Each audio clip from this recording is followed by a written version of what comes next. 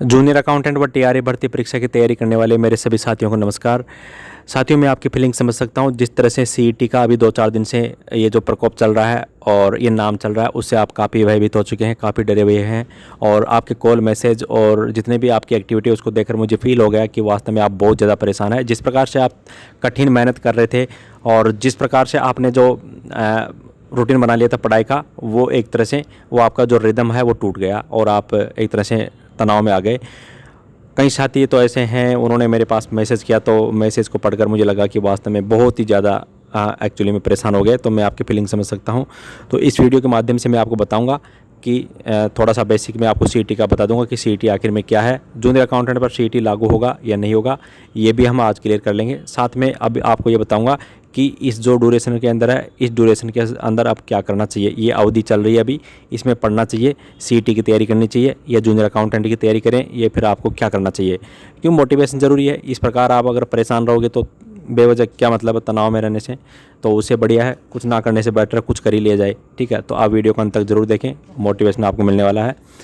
तो guys, CET जैसा कि आपको पता है, कॉमन एलिजिबिलिटी टेस्ट, इसमें ग्रेजुएशन लेवल के 8 प्रकार के पद शामिल है, सीनियर सेकेंडरी लेवल के 7 प्रकार के पद शामिल है। तो ग्रेजुएशन लेवल के जो 8 प्रकार के पद शामिल है, उसमें आपका जूनियर अकाउंटेंट और टीआरए भर्ती परीक्षा है, वो दोनों पद है, टीआरए और जूनियर अकाउंटेंट दोनों शामिल है। अब इसमें सीईटी में क्या होगा कि एक तरह से आपका ये प्री एग्ज़ाम हो गया, इसका सिलेबस बिल्कुल अलग रहेगा और ये आपको एक तरह से प्री एग्ज़ाम देना पड़ेगा। इसमें आप पास हो गए, उसके बाद में फिर आपको जूनियर अकाउंटेंट की मेन एग्ज़ाम के लिए आपको फिर से एग्ज़ाम देना पड़ेगा। अभी इसका सिलेबस मैं आपको संभावित बता देता हूँ कि क्या सिलेबस रहने वाला है। इसमें जैसे Hindi, mathematics, English, computer science, कुछ इसी प्रकार के सब्जेक्ट रहेंगे आपके सिलेबस में।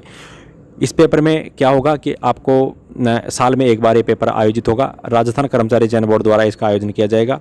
कम से कम साल में एक बार इसका आयोजन होगा और आप कितनी भी बार इस एग्ज़ाम को दे सकते हैं, सीईटी को।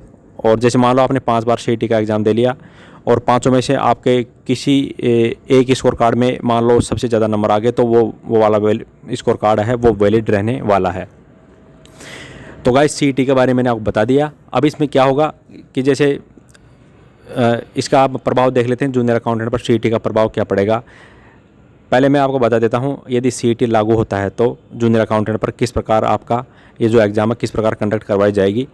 इसके बाद मैं आपको बता भी दूंगा कि सीईटी लागू होगा या नहीं होगा। पहले आप समझ लीजिए कि मान लो सीईटी लागू हो गया है ना, तो इसमें क्या होगा कि जूनियर अकाउंटेंट के लगभग 2000 पद संभावित है, 2000 आने वाले हैं और जितने भी पद आएंगे, किसी भी वैकेंसी के जो पद आते हैं उसका 15 गुना सीईटी वालों में से बुला लिया जाता है। जैसे 2000 पद जूनियर अकाउंटेंट के आएंगे तो इसका 15 गुना कितना हो गया, 30,000। तो सीईटी क्वालिफाई करके जो 30,000 बच्चे वो आएंगे जिन्होंने सीईटी की एग्ज़ाम पास कर रखी है। ठीक है, तो उनमें से 30,000 बच्चों के लिए जाएगा और वो मैन एग्ज़ाम देंगे जूनियर अकाउंटेंट की। तो 30,000 में से फिर 2,000 बच्चे जूनियर अकाउंटेंट बन जाएंगे। अब 30,000 बच्चे कौन से होंगे, जो टॉप रैंक के रहेंगे ना, टॉप रैंक के हाई लेवल जिनका अच्छा स्कोर कार्ड है, तो उनको फिर सीईटी एग्ज़ाम के लिए, मेंस एग्ज़ाम के लिए बुला लिया जाएगा। तो इस प्रकार आपका सीईटी का आयोजन इस प्रकार किया जाएगा किसी भी वैकेंसी के विरुद्ध। ठीक है, तो एक तरह से प्री एग्ज़ाम हो गया और मेंस एग्ज़ाम का मैंने आपको बता दिया। जैसे आपकी जूनियर अकाउंटेंट के 2 पेपर होते हैं, वो आपका एक तरह से मेंस एग्ज़ाम रहने वाला है। अब इसमें मैं आपको क्लियर कर देता हूं कि सीईटी आपके एग्ज़ाम पर लागू होगा या नहीं होगा। देखिए साथियों, सीईटी जिस प्रकार से कल मैंने पढ़ा था, 23 मई 2022 का कल वाला दिनांक था, तो उसमें जो नियम बने थे, राजस्थान अधीनस्थ मंत्रालय सेवा समान पात्रता परीक्षा नियम 2022, इस नाम से ये आपका नियम बना था सीईटी का। तो उसमें ये लिखा हुआ था कि ये तुरंत प्रभाव से लागू हो गया है, यानी कि 23 मई 2022 से ही सीईटी लागू हो गया है और आने वाली फ्यूचर के अंदर किसी भी वैकेंसी के अंदर सीईटी लागू रहने वाला है। अब इसमें मैंने आपको बता दिया कि ग्रेजुएशन लेवल के पदों की बात की जाए तो 8 प्रकार की वैकेंसी सीईटी के अंदर शामिल है। तो उसमें आपका जूनियर अकाउंटेंट और टीआरए वाले जो दोनों पद है वो भी शामिल है। तो फ्यूचर में यानी कि 23 मई के दिन और उसके बाद जो भी वैकेंसी आएगी उसमें सीईटी लागू रहेगा, इसमें कोई डाउट नहीं है। और अभी आपकी वैकेंसी आई नहीं है, तो उसी हिसाब से देखा जाए तो आपकी वैकेंसी पर 100% यानी कि 100% सीईटी लागू होगा।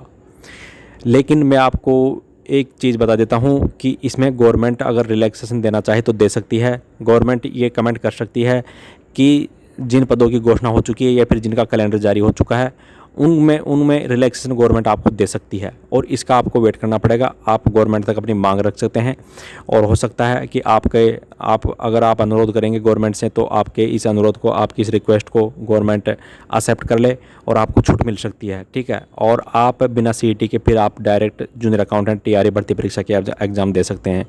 लेकिन फ़िलहाल जो CET है वो बिल्कुल लागू रहेगा, इसमें कोई डाउट नहीं है। जूनियर अकाउंटेंट और TRA भर्ती परीक्षा में भी CET लागू रहेगा। ये आप बिल्कुल किसी से मत पूछो, ज़्यादा कन्फ्यूज मत रहो। CET लागू हो गया, यही सच्चाई है जिसको कोई बच्चा सुनना पसंद नहीं करता। लेकिन मैं आपको बता देता हूँ कि आपको अपने आप को मजबूत रखो, घबराने की कोई ज़रूरत नहीं है, हिम्मत से काम लो। CET लागू हो चुका है। देखिए, CET का प्रभाव एग्ज़ाम पर ही तो पड़ेगा, आपके ऊपर CET का प्रभाव नहीं पड़ना चाहिए। आप अपने आप को मजबूत रखो। CET तो है, आप राजस्थान के निवासी हो, बहुत मजबूत आदमी होते हैं राजस्थान के, तो CET का प्रभाव आपके एग्ज़ाम पर ही पड़ेगा, ठीक है। आपके ऊपर है, इसका प्रभाव नहीं पड़ना चाहिए। तो गाइज, मैंने आपको बता दिया कि आखिर में CET क्या है। जूनियर अकाउंटेंट पर CET का प्रभाव मैंने आपको बता दिया कि अगर 2000 वैकेंसी आती है जूनियर अकाउंटेंट की, तो 15 गुना बच्चों को मेंस एग्ज़ाम में बुलाया जाएगा, चाहे वो किसी भी पटवारी की भर्ती आए, चाहे ग्राम सेवक आए, LDC के आए। तो जितनी भी जो वैकेंसी आती है उनके जितने पद आएंगे उसके 15 गुना बच्चों को CET में से बुला लिया जाएगा, और जो टॉप के 15 गुना बच्चे रहेंगे उन्हीं को फिर मेंस एग्ज़ाम में बैठने दिया जाएगा। तो इस प्रकार मैंने आपको प्रभाव बता दिया। अब मैंने आपको बता दिया कि अब आपको इस समय क्या करना चाहिए, इसके बारे में चर्चा कर लेते हैं। देखिए, इस दरमियान आपको परेशान होने की ज़रूरत बिल्कुल भी कतई ज़रूरत नहीं है। आप एक बार गवर्नमेंट तक अपनी मांग रखें, अपनी परेशानी बताएं, और गवर्नमेंट से अपन अनुरोध कर सकते हैं कि सर हमारा कैलेंडर जारी हो चुका, हम काफ़ी दिनों से तैयारी कर रहे हैं, तो आप इसमें रिलैक्सेशन दे दो। तो अगर इस प्रकार अगर आपके रिक्वेस्ट को गवर्नमेंट ने एक्सेप्ट कर लिया तो आप बिना CET के डायरेक्ट एग्ज़ाम दे पाओगे और आपकी परेशानियां कम हो जाएगी। लेकिन फिर भी अगर गवर्नमेंट इस चीज़ को एक्सेप्ट नहीं करती है और इस चीज़ को यथावत रखती है, कांस्टेंट रखती है इस रूल को एज इट इज़, तो फिर तो आपको CET का टेस्ट देना ही पड़ेगा, इसमें कोई डाउट नहीं है। और यही सच्चाई है कि CET आपको फिर देनी ही पड़ेगी। आपको हिम्मत नहीं आनी, ऐसा नहीं है कि चलो CET लागू हो गया तो चलो अब घर बैठते हैं, अब तैयारी नहीं करनी, ऐसा नहीं करना आपको, क्योंकि CET का प्रभाव पर्सनली किसी व्यक्ति विशेष पर नहीं पड़ा। ये जो भी स्टूडेंट है, जितने भी राजस्थान के जितने भी स्टूडेंट हैं, सबके ऊपर इसका प्रभाव पड़ा है।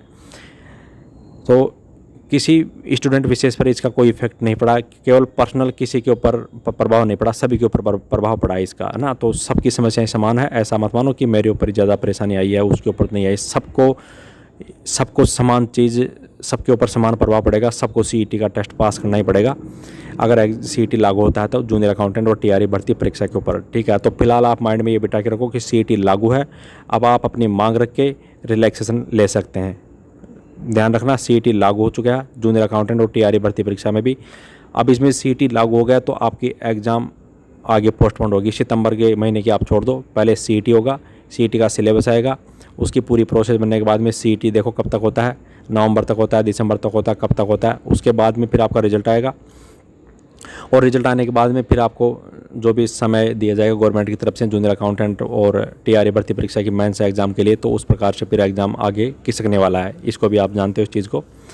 और मैं आपको अंत में एक चीज़ और बता देता हूँ कि CET का स्कोर कार्ड जो रहेगा वो 1 साल के लिए वैलिड रहेगा। जिस दिन CET का रिजल्ट आएगा, रिजल्ट के दिनांक से अगले 1 वर्ष तक आपका CET का स्कोर कार्ड वैलिड रहेगा, सिर्फ 1 वर्ष तक मान्य रहेगा। CET आप कितनी बार दे सकते हो, मैक्सिमम स्कोर वाला CET का कार्ड आपका एप्लीकेबल रहेगा, और इसमें 15 गुना बच्चों को बुलाया जाएगा। जितने भी पद आएंगे, जैसे मान लो 5000 पटवारी के पद आ गए, तो 15 को 5 से गुना कर लो, यानी कि 60,000 बच्चे CET में से CET पास वाले बच्चों को बुला लिया जाएगा और वो पटवारी की मेंस एग्ज़ाम देंगे। तो CET एक प्रकार से प्री एग्ज़ाम हो गया।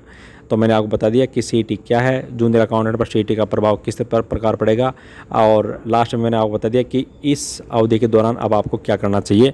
सबसे पहले तो आप तनाव से बाहर निकलो, बिल्कुल तनाव नहीं लेना है, अपने आप को मजबूत रखो, और सिर्फ आप थोड़ा प्रयास कर सकते हैं फटाफट, और उसमें आप कन्फर्मेशन ले सकते हैं गवर्नमेंट से कि वास्तव में CET में रिलैक्सेशन हमारे को मिलेगा नहीं मिलेगा। रिलैक्सेशन मिलता है तो अच्छी बात है, तब तो आपको CET नहीं देनी पड़ेगी, आप डायरेक्ट एग्ज़ाम दे पाओगे। और रिलैक्सेशन नहीं मिलता फिर आपको ये सच्चाई स्वीकारनी पड़ेगी, ये एक्सेप्ट करना पड़ेगा कि हाँ अब हमको CET के लिए पहले तैयार होना है, उसके बाद में मेंस एग्ज़ाम के लिए तैयार होना है। तो गाइस, आज के वीडियो में इतना ही। मेरी तरफ से आपको best of luck. Thank you for watching this video. जय हिंद, जय भारत।